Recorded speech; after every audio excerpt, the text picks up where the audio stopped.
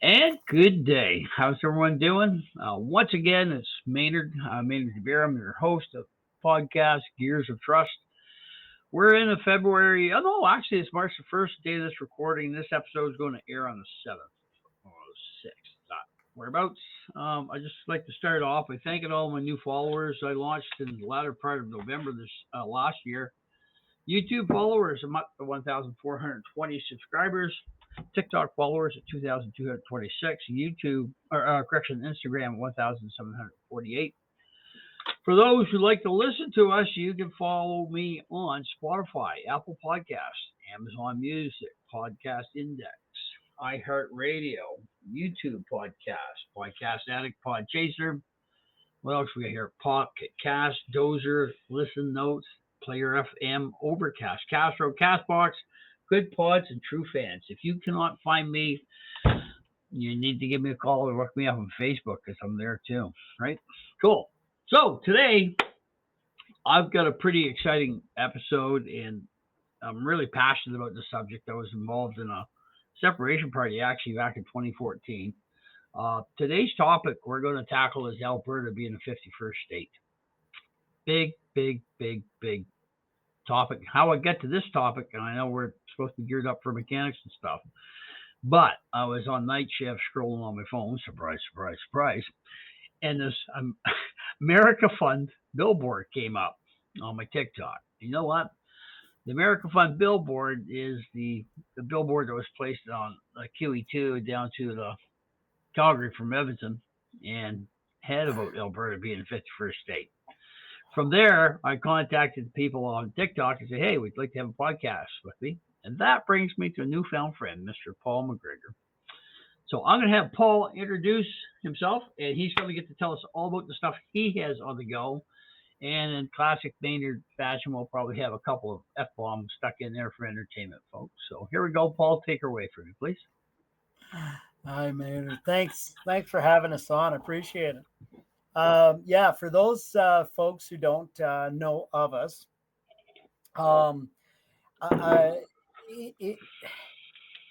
so several years ago, 3 years or so ago, I started a project called the AB51 project. And the idea back then was to get a group of businessmen together, professionals, and deal with this issue of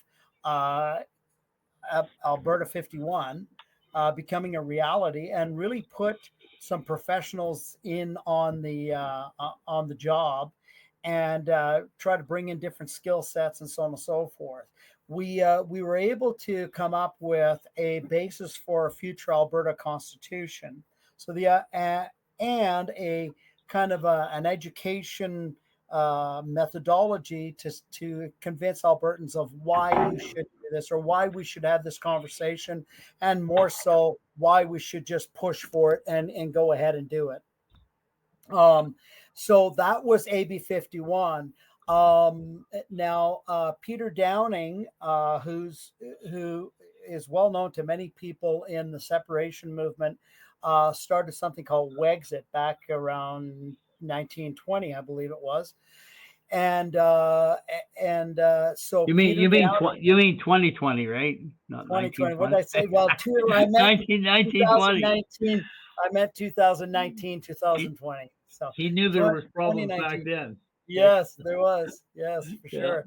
But so he started it back then. So what we did is we got together, and with Peter's expertise, and he's brilliant at this stuff, just simply brilliant, and a bunch of other business guys, we got together, and we decided that we were going to start something called AmericaFund.ca. Well, he started it. We jumped on board. And America Fund was the U.S. link to all of this, having links right into the U.S. administration and so on and so forth, and looking at funding this whole project, bringing the things from Alberta 51 project, and bringing his expertise and focusing on it. So that's how it kind of came to be. And we started with a few little things, and then we got into Bowden, and of course the Bowden advertisement. Uh, it's funny because AB 51 project's been going for a few years, and there was very little interaction. There's a lot of people out there. What we found was when we did our groundwork that a high number of people, Maynard, a high number of people, when we explain them the advantages, why we should do this, the working man will come and say, where do I sign up? How can we do this? And of course, that's what prompted us to go, you know what, there is definite interest in this from business people, from working people, so on and so forth, from moms, dads, people, the normal people. The ruling class doesn't like this, right? Giving that kind of giving No. that kind of freedom and prosperity to the common man goes against the ruling class being, making all the money and making the rules and saying, look, you got to look to me for your salvation, if you will. So they don't like that. And the idea of being a 51st state and having our own Alberta Constitution goes to the heart of the separation movement. There's two sides to this, as you know, Maynard. Is we have the I think there's really people are together on both sides as to Alberta becoming a republic. They like the Republican style system versus a democracy. Okay, so we have a Republican style system, and for those, I'm not going to get into that, but for those of you who don't know the difference, there's a big difference. Okay, America is a republic, Canada is the democracy. What's the difference? Well, in a democracy, the majority of people, if they don't like you, they can beat you up. I have a little meme on that. The majority rules. Whereas in a republic, there are checks and balances, different. There's the executive branch, there's the judicial branch, and then there's the legislative branch. So executive, legislative, judicial. I'm screwing it up. But those guys are all equal and elected. We don't have that in Canada. And people who don't understand the systems think somehow that Canada and the U.S. are the same. They're not even close. I'm going to jump right in right quick there. Go ahead. So we're actually, for the followers of Gears of Trust, we are a parliamentary monarch, and That's where right. Paul's going to this is a classic example of the difference between our system and this system. Captain Crystal Socks, or whatever the fuck his name is, the quitter. Yeah, let's just call him the quitter. He's loading the Senate right now, and he's loading judges on his way out the door. So when Pierre Poilievre comes in, and he will come in, people, he's going to come in, and he's going to have hidden adversaries within the woodwork. So it's Canada's version of the deep state, but at least America, the United States, that governmental system has checks and balances to protect the people, right? And you saw just what happened to the Charter of Freedom and Rights when we found out people were donating $5 to truck drivers. Yeah, that's right. So those rules went out the window. But Paul, sorry about that little interruption, buddy. Back to you. Oh, you know what? And you're absolutely right, Maynard. We have a supreme rulership system. They say, well, the king is just figurehead, but the prime minister has all the power of the king. And that's what allows a guy like Justin Trudeau to come in. And when we understand the differences, and that's what I was getting at, and you pointed out the differences there, when you have checks and balances they're equal and elected branches of government, you have a completely different system. The system in Canada was set up to favor the king's rule. Whatever the king said, everybody else followed through. Now, the prime minister is the de facto king. He's the pseudo king, and you can say, oh, we elect him. Listen, he can go in as many times as he wants, and as long as he has a majority, and you know what? He proved in the last time, he doesn't even need a majority. He just needs a coalition majority, and he can still do whatever he wants. You call it coalition. You call it coalition majority. Yeah. I call it an accomplice. Yeah, that's Yeah, so. 6-12. I- But I'm gonna translate this in the mechanics terms, absolutely. And you know right? what? But Just and I apologize.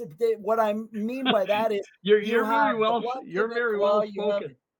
yeah, Paul, you you're have, very well spoken. I appreciate that, but kind of rough around the edges, my friend. that's okay. That's okay. Listen, you know, you have the Green Party, the Bloc Québécois, and the NDP and the Liberals that formed a massive majority party. The Liberals have, as you said, Maynard, stacked all of the Senate. Yeah, Even the people that we tried to suggest in Alberta, you know, the Triple E Senate, that was a thing yeah, back in the Harper days. And you know, oh, you electricity, yeah, that's all smoke and mirrors. That's yeah, baloney. The prime minister's office, the prime minister appoints the Senate, he appoints the judiciary, and he suggests the governor general to the king, and the king says yes to all those things. yeah. So it is a supreme rulership system, and we got to understand that. We could say, oh, it's a democracy. I have a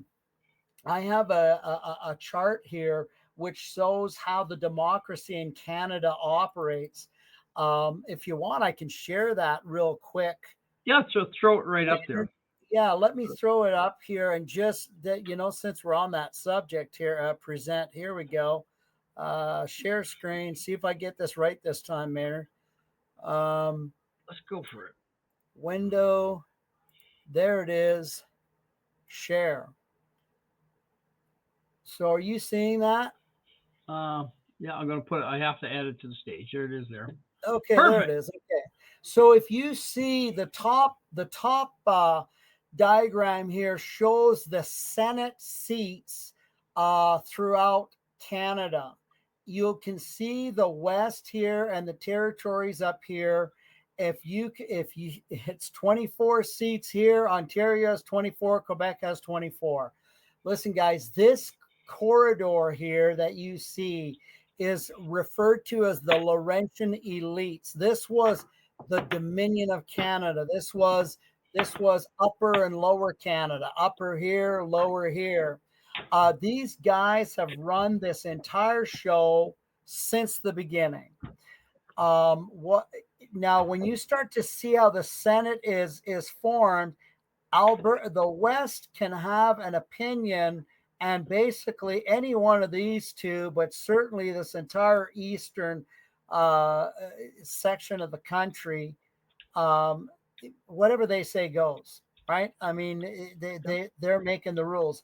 When it comes to elected seats, and people say, well, we'll just elect in our guy. Well, first off, if our guy goes in and the Senate is set up by the Liberals and the judiciary is set up by the Liberals, so much for that. That's the end of it. Yeah. So the idea that Pierre Poilievre is going to go in and do something, listen, you've got a revolving door there where a new guy comes in, but the same system stays in place. Trudeau not only did that, and that's been done over a lot of years, by the way, Yeah. not Yeah. just Trudeau, but Trudeau not only did that, but he expanded our deep state, the bureaucracy in Canada, to the biggest it's ever been in our history.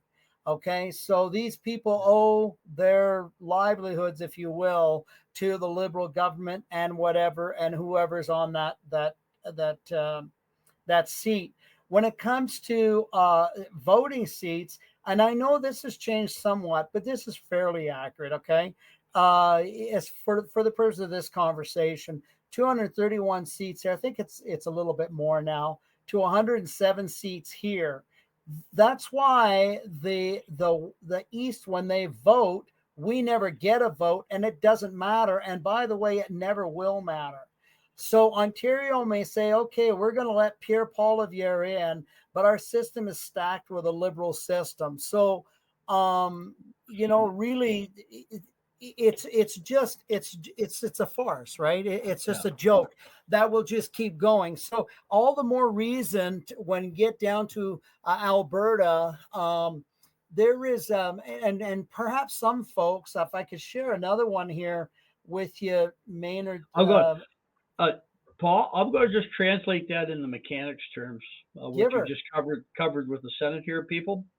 So, for my mechanical friends and other tradesmen, well, what we're talking about here is the way the Senate is designed. So the way we get laws and stuff in Canada, Parliament creates a law. They vote on that law and say, hey, that's a fucking good idea. Let's do that shit. But you know Mhm. what? We can't get it done until mom and dad says it's okay, or what we call being uh, but not ordained by the Senate. Yeah, you might as well say ordained in Canada.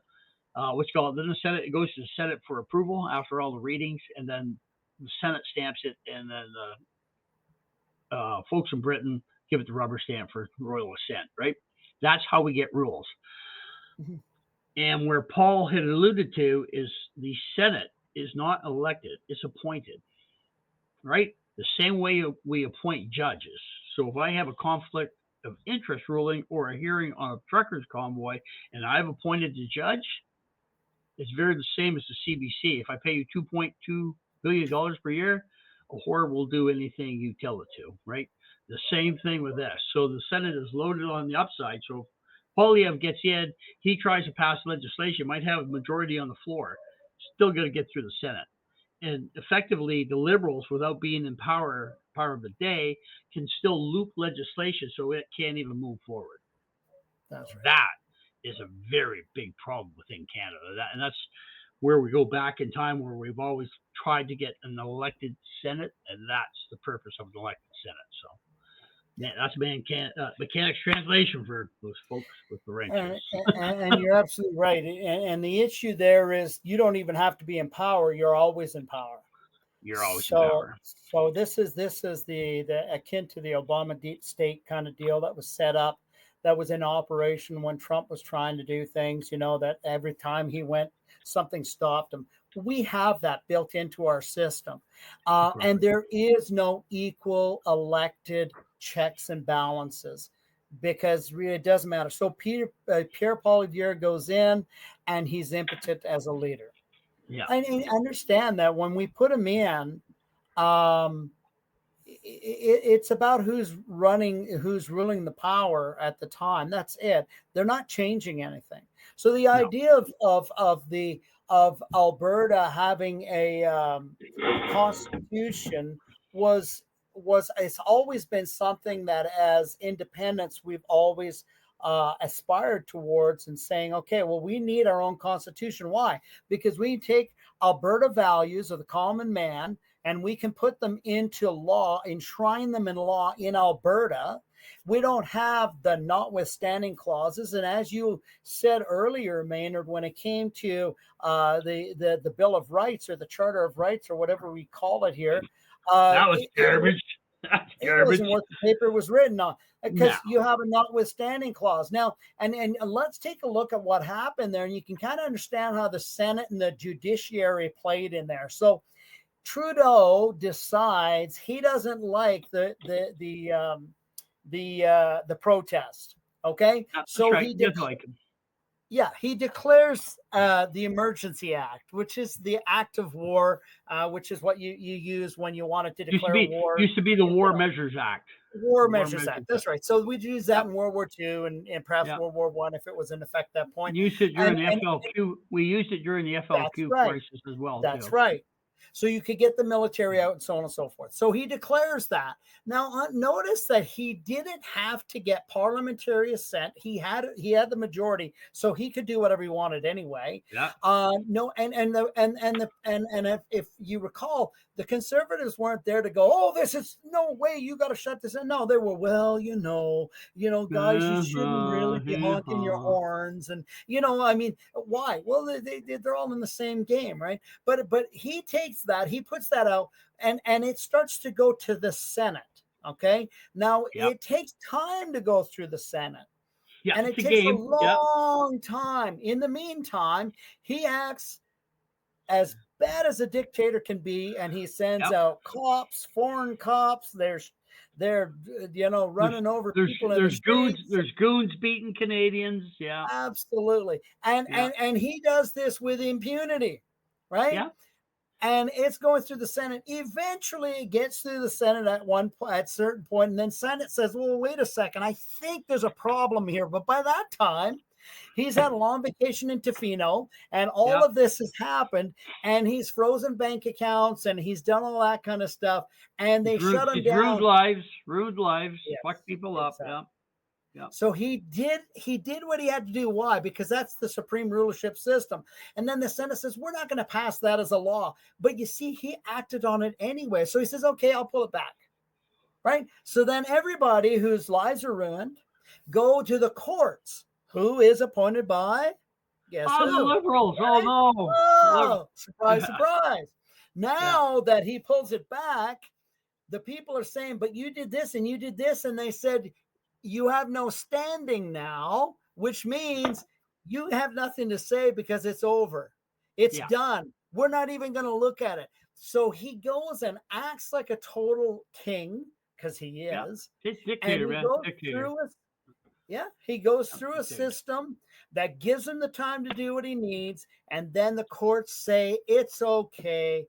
You are allowed to do this. So Yeah. that's Yeah, I the think, type of system we live in. That's democracy, by the way, yeah, I because think the I think his majority uncle rule. I think his uncle was a judge or something, or his babysitter, wasn't it? I don't And then know. he give him the blessing, right? Give his interpretation. Yeah. Yeah. But, And then yeah. we like things like notwithstanding clauses. So we'll give you a charter of rights, but we'll put a notwithstanding clause, which just means all of the above is not worth the paper it was written on, Yeah. This because at negates any point anything they in time, want to. Yeah. there you go. Right. Yeah. So But, all of that stuff is a joke. So when you come to a constitution, a real constitution, what we have in Canada is constitutional law. Okay, we don't have a constitution like the U.S. Constitution. We have constitutional law, which is a whole bunch of books and judges, and they're reading different decisions that have been made, and so on and so forth. So it's not the same thing at all. And so what happens is that if we had a built-in Alberta Constitution, we could take the values of the people, and what we want to do is have the people. This is our 1776. yeah. That's when America declared independence from Britain. Yep. They Yep. Right. had the same thing happening then. And I think what's a beautiful thing that So Paul, I'm yeah, going to stop you before you go down that road. okay. So you're saying this is Alberta's 1776. Are you saying we Mhm. become an independent country, or are you saying we should become an independent state, like a state within Okay, the union? so there's an argument about which, and what happens is people try to figure out how can we get to where we need to get to. Some people are have an emotional tie to a system where they're saying, this is the whole Team Canada thing. They'll hate Canada to death and all its system, but they're defending it like they're going to die at this point in time. And then there's those that want a republic in Alberta, and they say, no, we don't want the problems of the U.S. We have a little bit of anti-U.S. sentiment. We just want to be Albertans. Economically, and I know there are folks that on both sides of this story, this is the position of America Fund and AB 51 project, that would be economic suicide. Okay? You would have in independence as a country? As a country within in between two countries. Okay, so right. That would be suicide. Canada, Alberta, the U.S. Okay. And I mean, so the point there is you'd have Canada that would hate you. They already hate you.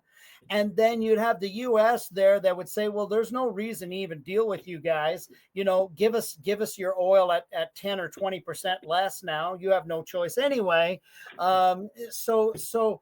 When it comes to, and then you have to work out trade agreements and so on and so forth. When you jump straight into the 51st state, understanding that states are countries within a country, they have their own constitutions, and they're basically united with other states under a global constitution. And that global constitution gives you rights like freedom of speech, freedom to defend yourself, the Second Amendment, right? We don't have that in Canada. We don't have the right to defend ourselves. You defend yourself, you're probably getting arrested, and you're maybe doing jail time and maybe a lot of jail time, but you'll suffer for a couple of years while they figure out why they shouldn't charge you with murder because you defended yourself. This is Canada. All we have to do is charge you with mischief. Yeah, exactly. But if Exactly. we charge you with mischief, we can hold you indefinitely with no summary trial or anything. Absolutely. Right? Yeah, this is Canada, man. So So if we, as the people of Alberta, just say, listen, the advantages that we have of being a 51st state is unlimited trade with 50 other states where they cannot restrict our economy as Canada can right now. We learned that with the pipelines. You yeah, try to get it to East, Quebec says you can't come past here. We don't want you to come past here. Why? yeah. Because it affects our richness. That's the Team Uh, Canada approach, buddy. yeah, that's Team Canada. That's exact right. And Yeah. well said. That's Fuck Team yeah. Canada, right? Yeah. So you have a union, which, by the way, the Western Canada was never part of the union voluntarily. And people that No. don't understand this, we were annexed. Everybody's freaking out about Trump talk about annexation. Dude, you live on annexed land, okay? Yeah. Like Western my Canada annexed. ancestors Absolutely. my Yeah. ancestors and the settlers that were out here, they were annexed. They were sold off by the Hudson's Bay Company, the guys that sell the expensive perfume, those Yep. guys. They sold it to the British government because they were a company, a British company. So guess what? The king said, you're going to sell it to me. And he goes, I don't even own it. And they said, it doesn't matter. You're going to sell it to us, and we're going to give you like 12 million acres of land or whatever the case might be, and a bunch of money, and you're going to sell it, and it doesn't mean anything. Once it's done, we'll break that up into territories. And then in 1905, they said, okay, we're going to have the province of Alberta. That's all annexed land. There was never a vote. When you talk about even votes in Canada for Confederation, well, there's an interesting story. British Columbia, the story behind them, you do a little bit of research. British Columbia had a high Catholic population, and they didn't, they were really having some money problems. So they said, well, we don't want to be part of the states because, they're not treating Catholics very well down there, which is kind of strange. You're 200 years later, you're looking at this, but, or 100. Hey, that was the motivation of the day, though, right? Yeah, that's right. That's right. And so then they went up to Canada, and Canada said, the Dominion of Canada at the time, Quebec and Ontario, and they said, could you give us a deal? Could you get us out of Hawk here? Because we're going bankrupt. And they said, okay, well, if you come in, we'll pay off your debt and we'll let you in. And then British Columbia said, and what else are you going to give us? And they said, well, we'll tell you what. We're going to build a railroad from here all the way out to there, all the way across those territories that we have annexed, that where the Indians and the settlers live. And you know what? They'll do nothing. That was to enable British Columbia to have trade to the interior of Canada. Correct. That was the purpose of that. That's correct. That being said, I'm just going to sidetrack a little bit off your alluding to Canada or Alberta becoming its own country. Yeah. If we became our own country, we do have protections under the United Nations Convention on the Law of the Sea, which is UCLOS. Yes. And it was passed in that Canada signed on to that in 1982, and that enables landlocked states to have right to access to the sea for trade. Now, we know how true Crystal Socks holds to any type of legislation, law, or fucking governance, right? Does that make sense? We are technically allowed access to the sea, but guess what? We have access to the sea with one pipeline. And that's like, okay, Alberta, you can have your own country, but you're going to have a prostate issue. And you're going to get a little trinkle, and that's about it. And the other side, once you get your pipeline across, and you're still going to the probe, the probe. I just call it the probe from Ottawa. Colonoscopy. Yeah. Thank you. The aliens. I got a story about aliens to tell you one day. At the end of the day, we see how the liberals, right, treat legislation. They use that as a tool to beat the commoner with it and nothing more. And they exploit that and leverage it at every point to their advantage. So if you're thinking Alberta would be better off as an independent country, in theory, maybe a little bit better, but the reality is Canada is going to legislate the snot right to you because a lot of it's a negotiation process. and I'm going to jump right to becoming a 51st state. Yeah.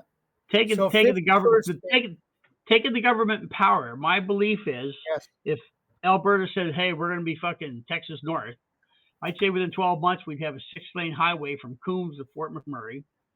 It wouldn't be safe to be a gopher in a fucking hole because there'd probably be a drill or a frack machine right beside it all the way up the highway. I wouldn't be surprised if Donald Trump said, "Okay, we're going to excavate North Saskatchewan River and we'd have an aircraft carrier in fucking Edmonton instead of a mall." Right? That's Panama that's North.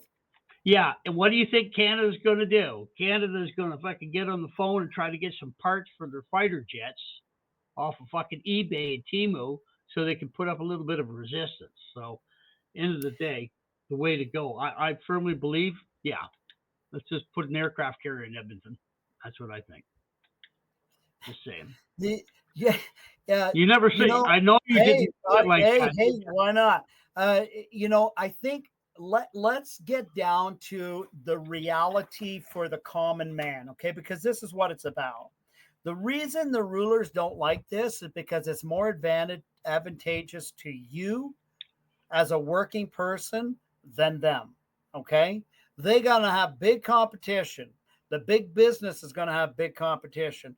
But when it comes to the common working man, if you can get out of your nostalgicness about Canada, and part of that is we're told in school, Canada's the best country. We have the best healthcare. We have the best this. Listen, if you've stayed in emergency for 24 hours, you know the healthcare system in Canada is anyway. Pathetic. Let's just leave it at that. But that's one of the arguments that comes up. Oh, we're gonna, you go to the States, you get that's all propaganda BS. To be honest, it is so much baloney when it comes to the healthcare. For the listeners out there, Paul, for the listeners out there, episode that's on the air right now, expat in Costa Rica, listen to Lucinda and listen to her tell you about the Costa Rican healthcare system, folks.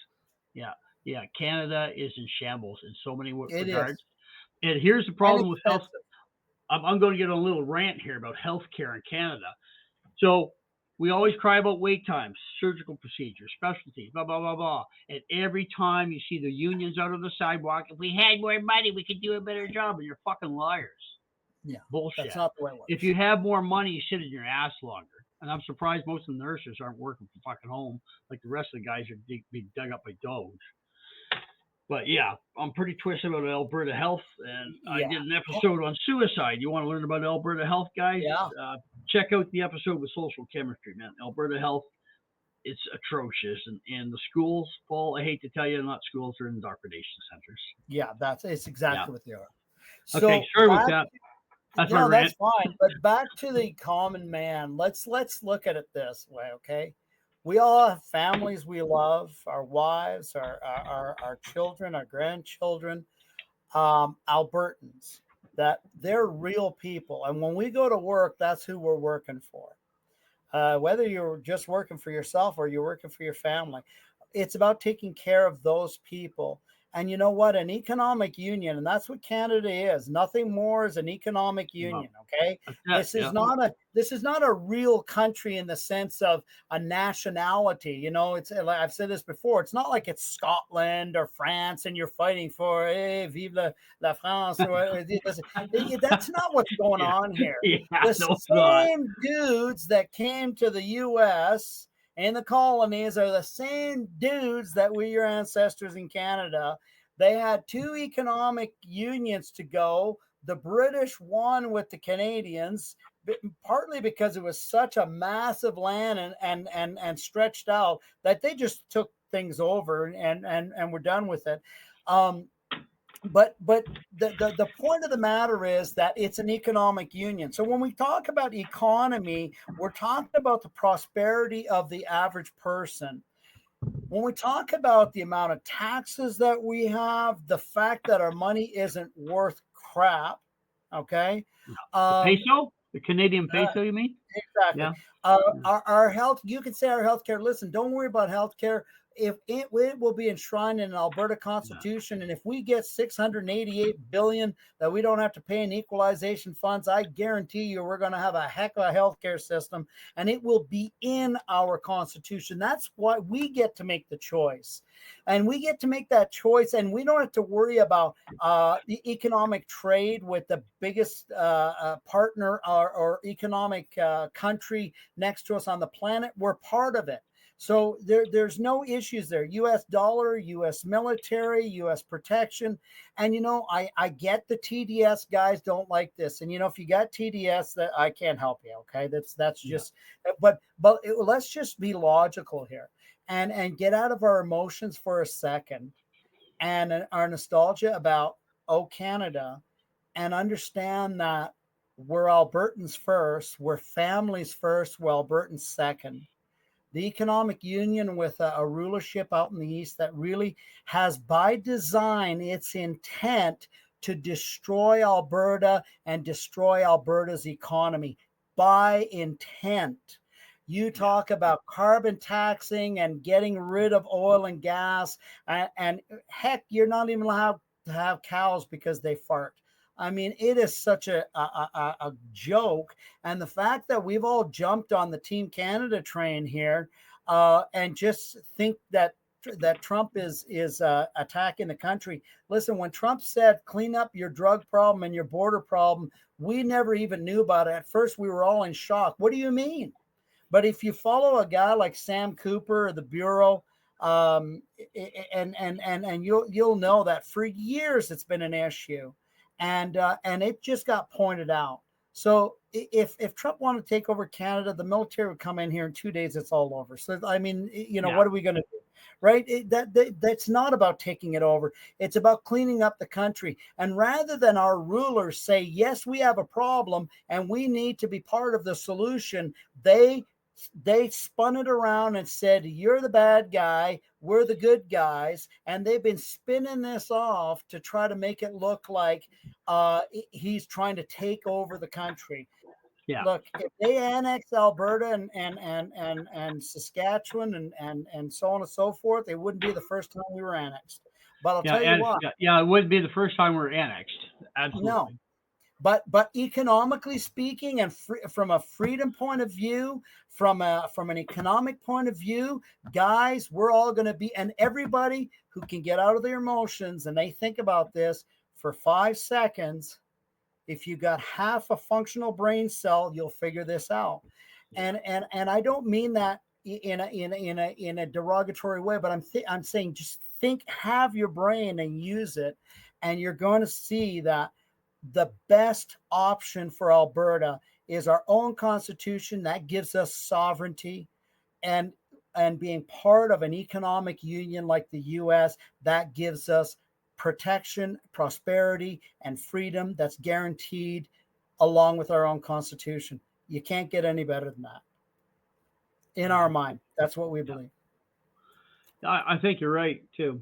Especially, I'm going to jump on another little rant here about Team Canada crap. Right? Yeah. So looking at what Team Canada has done for Alberta, right? This is all by design. You nailed it.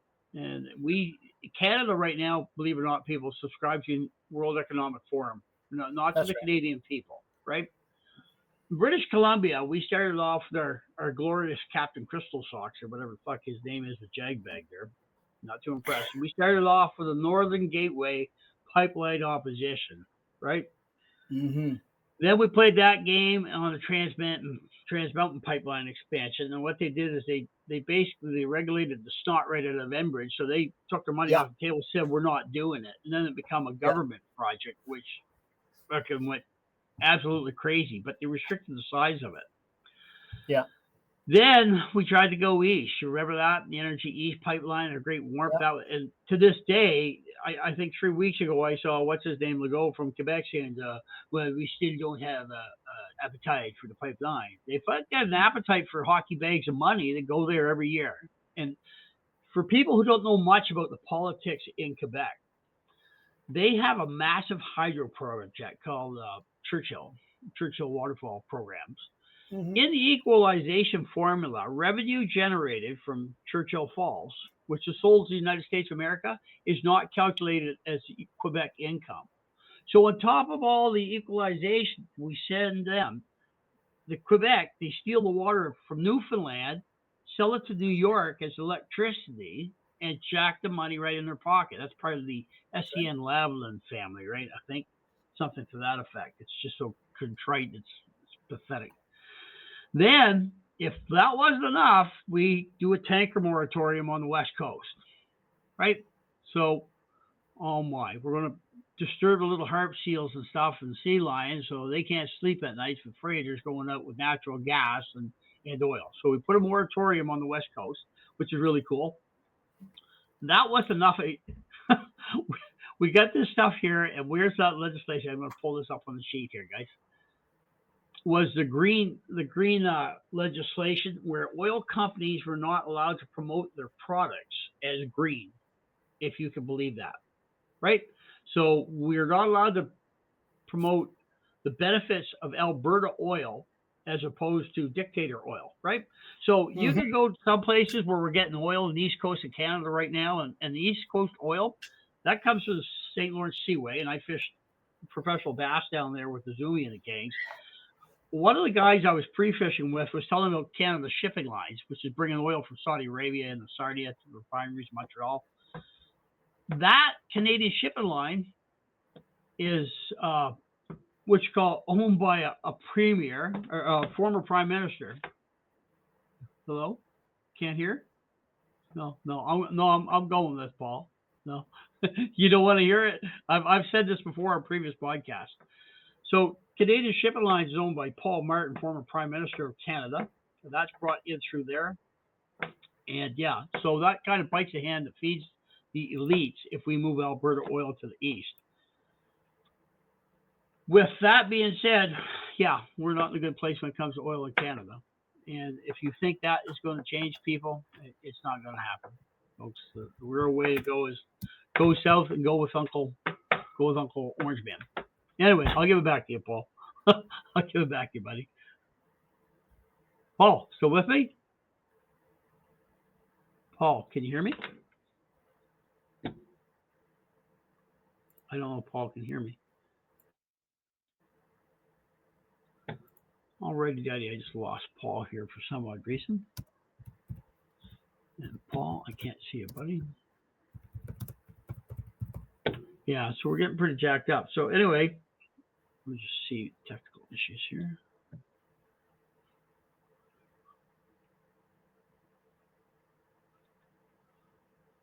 Oh, I'm losing Paul here.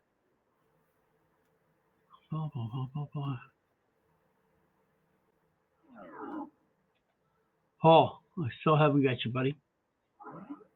Haven't got you.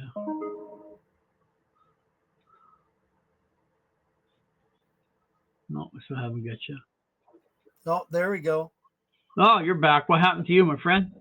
I have no idea. It buzzed, and all of a sudden, I would just tell you moving, and that's it. No sound. So. You couldn't hear a thing, eh? Oh, not a thing. Yeah. Oh, so you had lost sound. Anyway, I was on a rant. I don't know. I apologize if it was. It might have been on my end. I did reboot my speaker, so maybe that's what it was. I don't know. Oh, perfect. Okay. So anyway, where I was at was Canada Shipping Lines. Did you hear about that? So, did you get that part of it? No, I didn't. Okay, so when we're talking oil from back east and they don't have an appetite, so we talked about the Churchill Waterfalls project, steal the water from Newfoundland because they beat them out on their own mineral rights. Newfoundland's signed that away. Quebec sells the power to New York State and the eastern seaboard of the United States. That revenue goes into their coffers and is not calculated in equalization payments. That's now, right. For oil, East Coast oil, why do they have a hate on for Alberta oil? I was fishing Berkeley series back in 15, I think it was. And guy I was pre-fishing that series with, he was telling me these red and white tankers coming in the St. Lawrence Seaway were Canadian shipping lines. And Canadian shipping lines is importing oil from Saudi Arabia into Sarnia and Montreal. That shipping line is owned by Paul Martin, who is That's correct. Prime Minister of Canada, Liberal Prime Minister of Canada. Yes. The Trudeau dynasty that began with Ultramar, a gas station through eastern Mm-hmm. Canada. Yeah. Amazing. So they get Saudi oil coming into those refineries, and guess who's making money all the way? Why do you think we don't have an appetite for Alberta oil? That's right. So now let's put the whole picture together. What do we got? We've got the Senate's controlled by the Liberals, majority of votes controlled by Eastern Canada, right? They've got their own money making machine. The only thing they want from Alberta is money they haven't got. So what do? They legislate to take that money, and that's what they've done. Yeah. One question I did have for you, Paul, Yeah. is you keep saying have Alberta have its own constitution. Does each state within the union, does it have its own constitution within the state? Like the state of Texas Absolutely. has a constitution. Oh, Well, so it goes even further than that for our Indian brethren, our Native North American brethren. indigenous folks. I'm Treaty Indian too, so all of the reserves and treaty areas are sovereign themselves. They can self-govern. They own 100% of their mineral rights, not 3 or 4%. Like We're talking in the United States, right? We're talking in United the States. U.S., not in Canada, right? So, and they have their own constitutions. So we would not only have a made in Alberta constitution for Alberta, but we would also the Native Indians would have their own constitution as well that they could have. So these constitutions. So think of states as countries within a united country. Provinces are like municipalities within a province. Okay. Yeah, right. As far as the country is concerned. So when you're That's talking why it's called a union, right? that's right. That's why It's a called union of union. states, right? So that's different. Amazing. So we've worked on that as a basis, Maynard. We have a basis at America Fund and AB 51 for the Constitution that a lot of people have worked on. Imagine there comes a point where we as a people have the right to feed into our own Constitution, things like protecting our children in the Constitution, where our children are protected from sexualization and pedophiles and so on and so forth, where we could have not only the First Amendment. That's not the way it is in Canada. No, it's not. No, that's a recreational standard by Captain Crystal Stocks, buddy. That's a recreational standard. That's your children have no protection in this country. Zero. In 1999, Jacques Chrétien basically removed all of the well, what he did is he privatized it, and then it turned off completely. All of the policing and security from our national ports, so say Vancouver, Halifax, those ports, and why do we have a fentanyl lab problem and so on and so forth in Canada? 4,000 new gangs in Canada, buddy. Oh yeah, absolutely, organized crime, which is so you have ports where our children get fentanyl coming in and are killing our children, our cousins, our sons, our daughters, our mothers, our fathers. And you know who's behind it all? The government that knows about it, and there's evidence that they're even involved in it. Now, I'm not an investigative journalist, but or an investigator of any sort, but all of these folks up in Ottawa know this has been going on for years. Harper and all of them had a chance to change this. You people, kids disappear off our streets and end up in shipping containers going overseas because we have open borders. This was the whole Trump terror thing. They're a commodity, no different. They're just like a stolen car in Bangladesh. The police know about it, but they're not doing nothing about it. That's right. So an Alberta constitution would stop that. We could put in place to say, you know what? No, these are the things that affect our people and our families and our Indian nations and everything. And you know what? We're going to put it in there. Okay. So we got to get this idea out that Canada is good for Alberta. It never has been. From the beginning, will be. Folks, it was designed that you were meant to feed the East. I have it written down here. I'm going to just go off the top of my head. It was in 1904, Clifford Sifton of the government of the Dominion of Canada, and he said, "We Canadians wish that the Western provinces that were annexed enrich Eastern Canada. This is what they're designed for. Nothing's changed. You go back to the energy, what do they call it? The Trudeau, Pierre Elliott Trudeau National Energy Policy is what I'm thinking National about. Energy Program is what it was. Yeah. Yeah. So all of that stuff there is by design. We are meant to serve the East.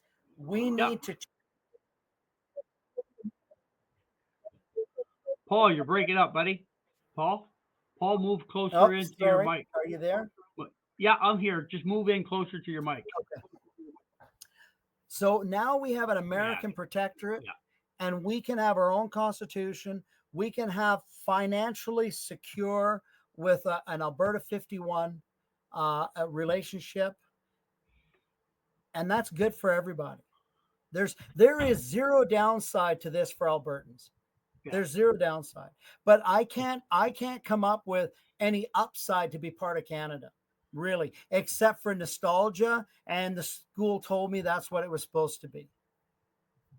Yeah, it's definitely not a win. No, it's not a win for Alberta by any stretch of imagination. Right. And for those that, I'm going to side with Paul here a bit and expand on that. For those who say, "Oh, Canada, I've known Canada as a country," as you were promoted Canada as such a perception, but culturally, Canada is decimated right now. We've over the last 5 to 10 years, I've never seen such an attack on religion in my life. Mm-hmm. And you know what? The religion that was attacked was based on bingo cards in the basement. You know which religion that is, right? That's the religion I grew up with as a good Catholic. So that's the one religion we can discriminate against and destroy and demonize and do all the great things. The one religion. And the Orange Man to the south, guess what? He had prayers at his cabinet meetings. And he went back to basic values. And I tell you, Alberta needs to get back to those basic values. Left-wing values in other provinces. British Columbia, beautiful province. And you get on the other side of the Rockies at Kelowna, and it turns just like Seattle, San Diego, Frisco, and LA. Left-wing whack jobs all the way up and down the coast. The only way to resolve that is, I'd say, about 10.1 on the Richter scale. And as soon as we had oceanfront property for sale in Kelowna, you'd have that problem fixed. Mother Nature's got to take care of that problem. We can't fix the left-wing attitudes in Quebec and Ontario.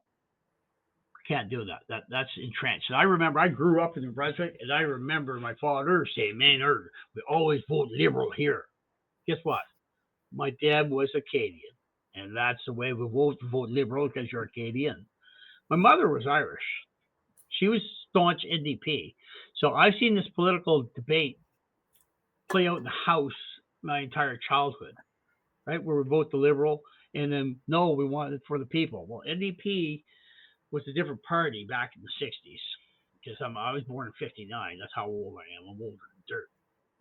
And I see the transition of these political parties all the way along. And in the 70s, left wing took over liberalism, and it took over the NDP, the Socialist Party. Socialism, people, on a bigger picture here, if you don't act and get out of Canada as quickly as possible, socialism turns into communism, and you vote yourself into communism is what you do. When you're in communism, there's one way out, and that's shooting it out. Yeah, right? Exactly. So if you trust the guys in Canada with the yellow stripes down their pants, I just want to caution you. Now, personally, I don't even think they should be in Alberta. Daniel Smith, man, that girl has got the biggest set of balls I've ever seen. I love it. But she has to kowtow to the feds on their command. That they will have ultimate leverage over her, I believe.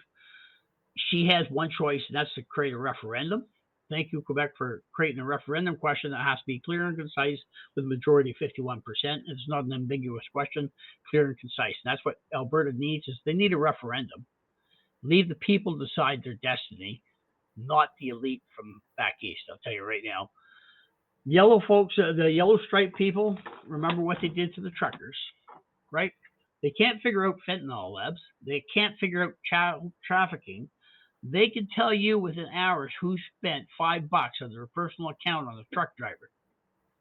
And they can take action without criminal charges and destroy that person's life, cancel their insurance, cancel mortgage payments, cancel all financial activity.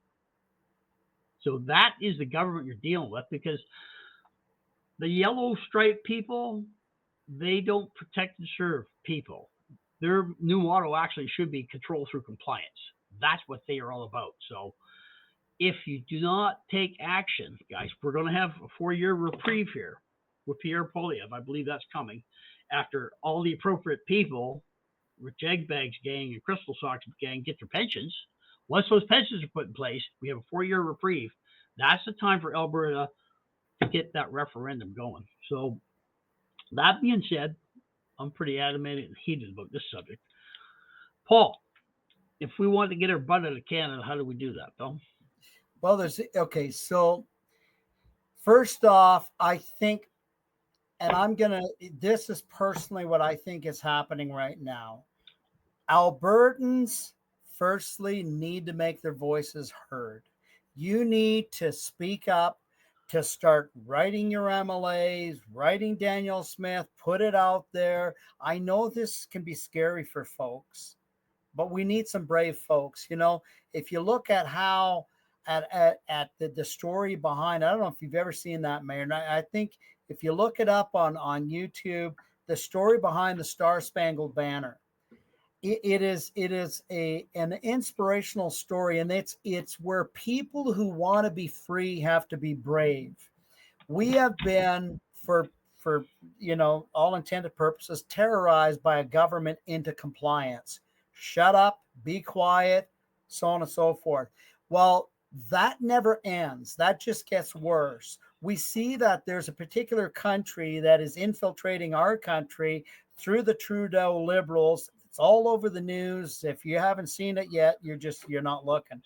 And those type of people will just up the ante each time. We have a protectorate to the south.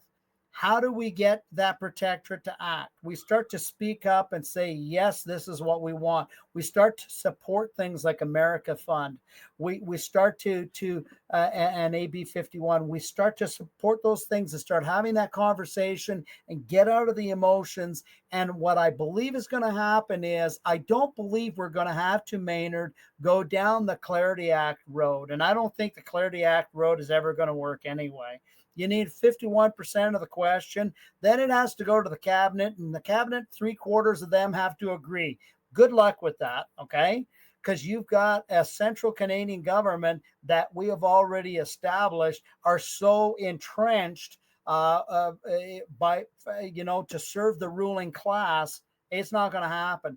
I think a referendum, Paul, is not going to fix it. Yes, a referendum, not in the Clarity Act, but a referendum may is a good idea, but it is something that, are we going to get a clear referendum? Are we going to get a fair referendum if it's done? We have to really get our voices out there. And I think what's going to probably likely happen is things are going to change in the next few years, maybe even sooner than that. And an annexation, or an option for annexation, if you will, an offer will be made by the U.S. And I think we have to be there to say yes to it. Okay. Yeah. So obviously it's been made to Canada already. They've rejected it. Yeah. Right. Just like they've rejected us. So get your voices out there and let's see where this goes. And yes, we're talking about looking at making even a private referendum option for folks. The more people talk about it, and the more people start saying it and supporting signs and advertisements and so on and so forth, the more that's going to be recognized, it's going to be seen. And I don't think we're going to have to go through the. Remember, we were annexed, so there, from a legal standpoint, Alberta, Manitoba, Saskatchewan was annexed. So there's no real legal bind there to begin with.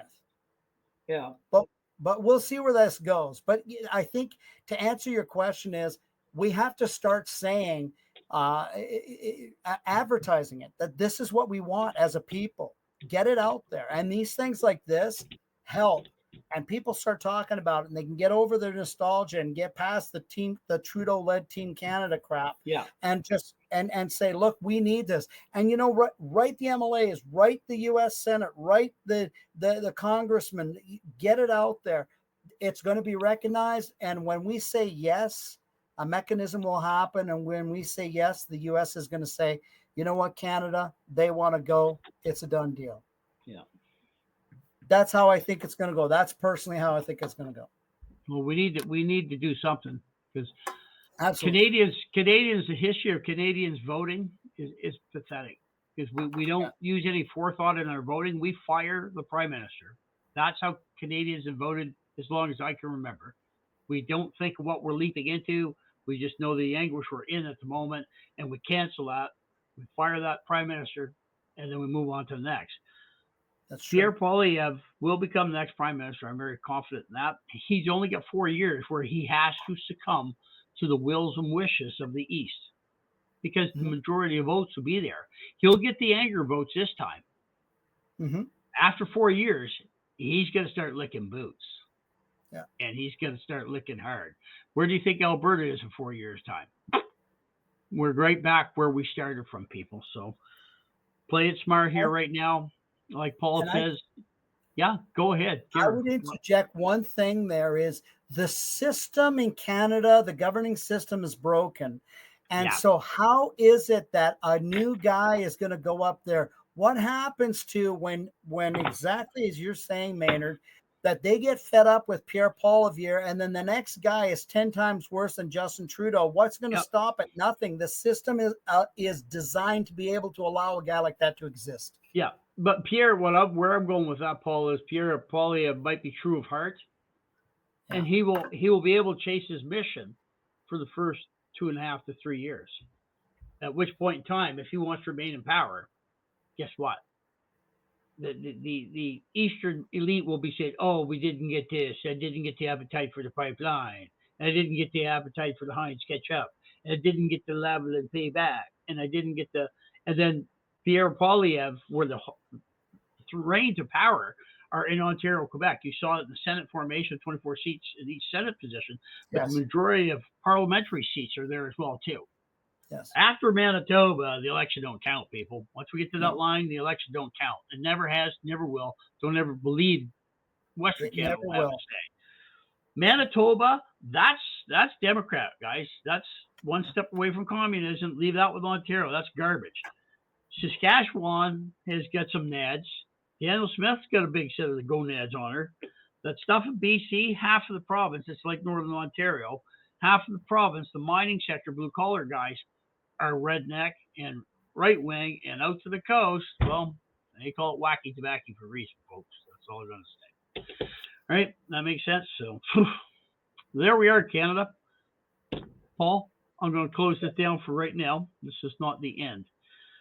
Listeners of Gears of Trust, if you'd like to talk to Paul and some of his astute colleagues on a live episode of Gears of Trust, I've offered that to Paul prior to the start of the show here. I'd like to get feedback on that. This will be a paid promotion by me through my social media, YouTube, and all that stuff. I'll be doing some go lives on it as well. If you have any insights you'd like to feed into it, that'd be a great time to do it on a live podcast. Once again, get your butt to the websites of AB51 Project and americafund.ca.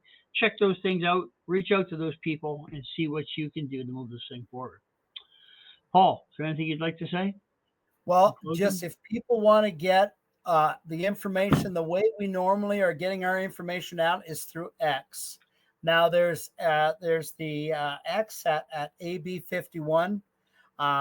You just look it up, the AB51 Project on X, and America Fund also on X.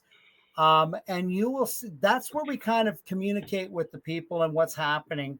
The latest thing we're doing is advertising in Washington, D.C. That starts tomorrow.